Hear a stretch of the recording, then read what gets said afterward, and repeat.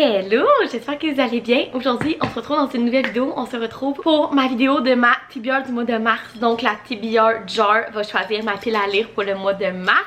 Je suis tellement excitée de venir vous faire cette vidéo-là aujourd'hui. Par contre, j'ai un aveu à vous faire, ok?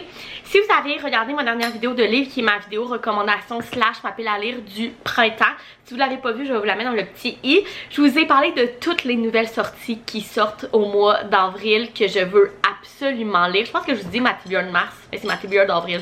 Bref, et en fait, il doit y avoir comme 9 livres, je pense, qui sortent au mois d'avril, et c'est 9 livres que j'attends avec impatience. Donc, je sais pas comment va se passer ma TBR du mois d'avril, parce que entre vous et moi, c'est le salon du livre du 12 au 14 avril et je vais aller me procurer toutes les nouveautés qui vont sortir au mois d'avril parce que j'ai tellement hâte. Fait que bref, si vous voulez savoir c'est quoi ces nouveautés-là, allez voir dans ma dernière vidéo. Mais d'ici là, on va quand même se faire une TBR. Je garantis pas que je vais la suivre autant à la lettre que je suis habituellement parce qu'il y a vraiment beaucoup de nouveautés, mais on va quand même le faire pour le fun.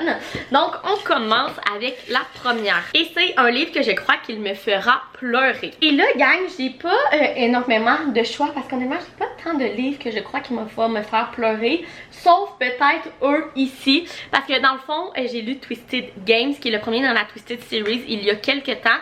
Et honnêtement, j'ai versé une petite larme ou deux dans le premier. Je suis vraiment facile à faire pleurer, surtout dans les romances, là. C'est extrêmement facile. Fait que je me dis que le seul livre qui a des chances de me faire pleurer, c'est ceux-là. Donc on va y aller avec le deuxième dans la série, parce que là, je vais pas prendre le troisième puis savoir le deuxième, vous comprendrez. Donc c'est Twisted Games de Anna Wang. Je suis vraiment contente parce que je veux absolument lire cette série-là ce printemps, mais la finir, donc lire les 3 derniers. Donc que le deuxième soit dans ma TBR du mois d'avril. Je suis vraiment contente, puis c'est pas mal sûr que je vais le lire bientôt. Donc on a le premier sur 8, on y va avec le deuxième. Oh, et c'est un livre d'un auteur que je n'ai jamais lu. Et là, on a pas mal de choix, je crois. Bon, Colin Hoover, non. On a Suburjan, que j'ai jamais lu. Eux autres, j'ai toutes lu. On a celui-là ici. Geneva Rose, j'ai déjà lu. Emel Rio, j'ai jamais lu. Lui non plus.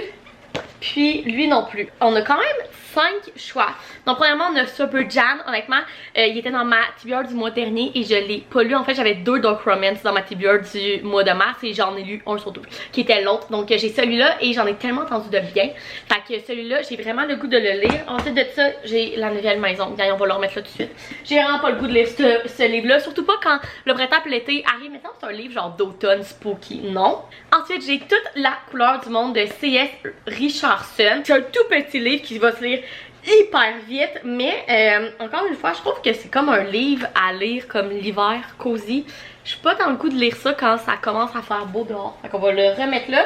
Et je pense que c'est la même chose avec celui-là, If We Were Villains de Emel Rio. J'ai hyper hâte de le lire. Mais encore une fois, je trouve que c'est un livre à lire à l'automne ou à l'hiver, genre autour du mois d'octobre-novembre. Peut-être pas là. Donc on va le remettre là. C'est une Dark Academia, celui-là.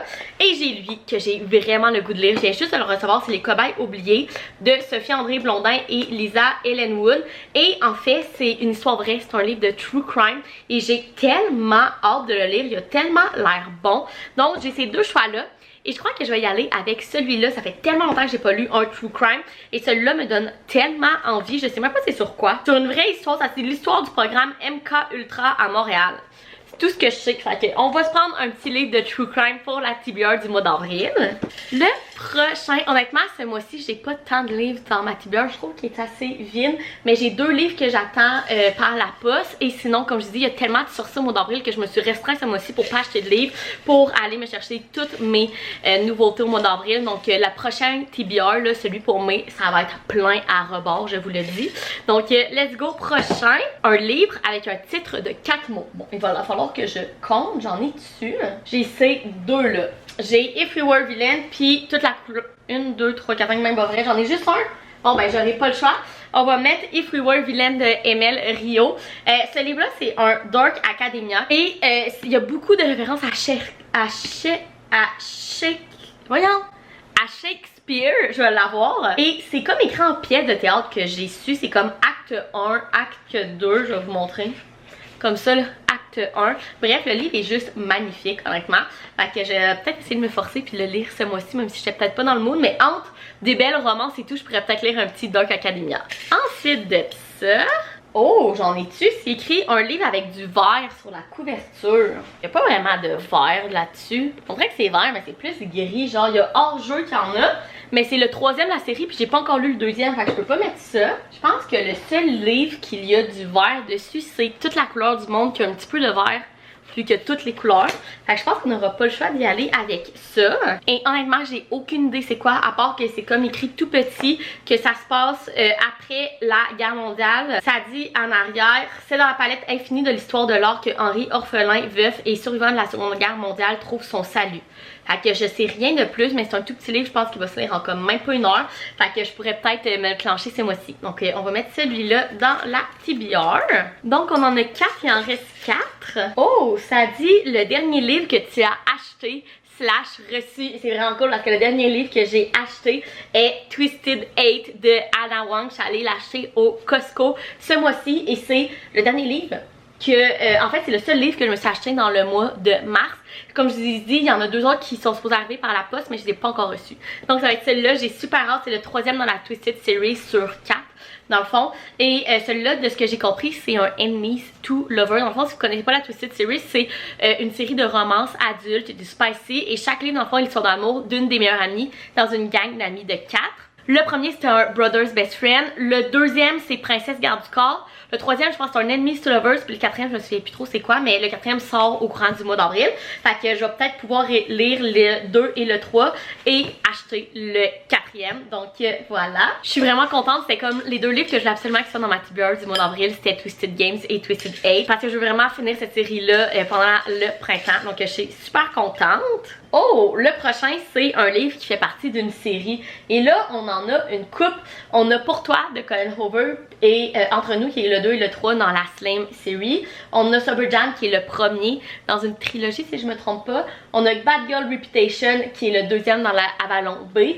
Et on a Un serment brisé et Le poids du sang qui est le 5 et le 6 dans la série Le sang d'héritage de Sophie Lark. Honnêtement, on a tous ces choix-là. Qu'est-ce que j'ai le goût maintenant? Ça c'est la question.